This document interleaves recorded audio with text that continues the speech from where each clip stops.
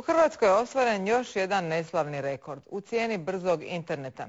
Naime, prema istraživanju Američkog instituta ITIF, mjesečna cijena 1 megabita u Hrvatskoj iznosi oko $21.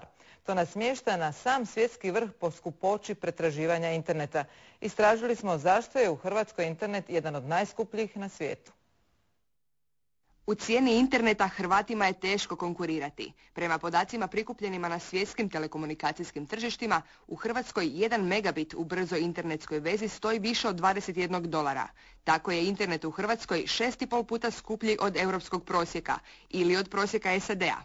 Još je nevjerojatnije da Japanci imaju čak 80 puta jeftiniji internet od nas.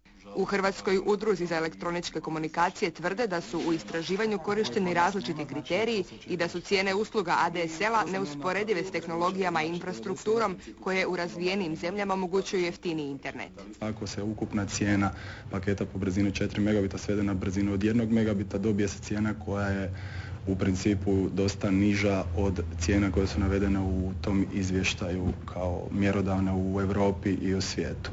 Među hrvatskim operaterima ponuda je upakirana.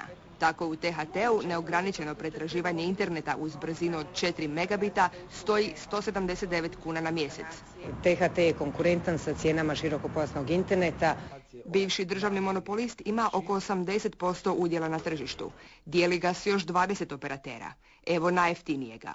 Naši paketi koji uključuju fiksnu telefoniju, znači neograničene pozive u fiksnu mrežu, 4 megabita neograničenog prometa košta 168 kuna mjesečno. Ne možemo drugo zaključiti nego da se namjerno ograničava ponuda kako bi dodavanjem ove ili one sitnice ili nekih besplatnih telefonskih usluga ili 1 megabita više u internetu povećavali cijene.